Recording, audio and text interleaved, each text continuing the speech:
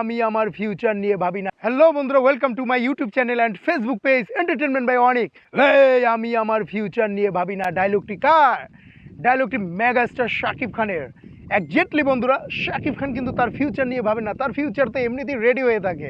তো বন্ধুরা, আপনারা জানেন ভালো করেই যে এই বরবাদ যেই মুভিটি ট্রিজারটি বের হয়েছে সেখানে কিন্তু তিনি আবারও বলে দিয়েছেন, ঠিক আছে, তার ফিউচার নিয়ে তিনি ভাবেন না, তার ফিউচার কিন্তু এমনিতেই আলটিমেটলি তৈরি হয়ে যায়। তো বন্ধুরা, এর পূর্বেও আমরা কিন্তু দেখেছিলাম প্রিয়তমা মুভিতেও তার একটি ডায়লগ ছিল যেখানে কিন্তু বলেছিল, আমার পরিচয় আমি দেব না, আমার পরিচয় পাবলিক দেবে। এই টাইপের ডায়লগগুলো না বস তোমাকেই মানায় বস। তুমি মেগাস্টার শাকিব খান বস। আমাদের আমাদের শাকিবিয়ানদের ভালোবাসার একটি জায়গা আসলে না, বাংলাদেশের যারা সিনেবোদ্ধা আছে, যারা নিজেদেরকে সুশীল বলে, তারা কিন্তু এখনও এই শাকিব খানকে জাজ করতে পারে না। শাকিব খানকে জাজ করতে পারে না শাকিব খান যে কোন লেভেলের একজন অ্যাক্টর, এবং শাকিব খানের যেই অ্যাক্টিং স্কেল সেটাকে কিন্তু তারা জাজমেন্ট করতে পারে না কখনো। বিভিন্নভাবে তাকে কিন্তু কটূক্তি করছে, বিভিন্নভাবে তাকে নিয়ে অশালীন মন্তব্য জুড়ে দিচ্ছে। বিভিন্ন টাইপের মানুষ কিন্তু আছে ভাই, তারা কিন্তু যে টাইপের কথাবার্তা তাকে বলে, এটা যদি অন্য কাউকে বলতো বা তাদের নিজেদের নিয়েও যদি তারা নিজেরা চিন্তা করতো, এতদিনে না তারা ডেভেলপ করে যেত। তো যাই হোক, তারা শাকিব খানকে খোঁচা দিবে, কারণ ওই মানুষটা কারো চিন্তা করে না, ওই মানুষটা নিজের ফিউচারে চিন্তা করে না, তিনি শুধু তার কাজের চিন্তা করে। তার কাজের চিন্তা করে দেখে কিন্তু আজকে এই টাইপের একটা তামিল মুভির থেকে কোনো অংশে কম হয়নি। মেহেদী হাসান হৃদয় যেটা বের করেছে, যে ট্রিজারটি আমরা দেখেছি, সেটা তো আমি বলবো কোনো একটা তামিল মুভির থেকে কোনো অংশে কম না, এর থেকে বেশি কিছু আমরা হয়তো বা পেতে চলেছি। তো যাই হোক, সিনেবোদ্ধা আপনারা যারা আছেন, আপনাদেরকে বলতে চাই, এরপরে আপনারা কি বলবেন?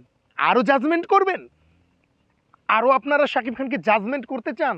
আপনারা চান যে শাকিব খানকে আমরা আরও বাজিয়ে দেখি, তিনি আরও বাঁচতে থাকুক, তিনি আরও নিজেকে প্রুফ দেখ? আর কত ভাই?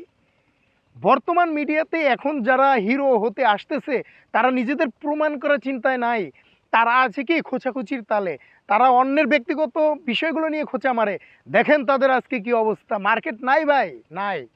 তাদের মার্কেটে খায় না, তাদের বিভিন্ন ট্রিজার বের হয়েছে, তাদের ট্রেলার বের হয়েছে, কত ভিউ হয়েছে দেখেন সেখানে, তাদের ভিউগুলো দেখেন, তাদের সেখানে যান, গিয়ে দেখে আসেন তাদের ভিউগুলো কেমন।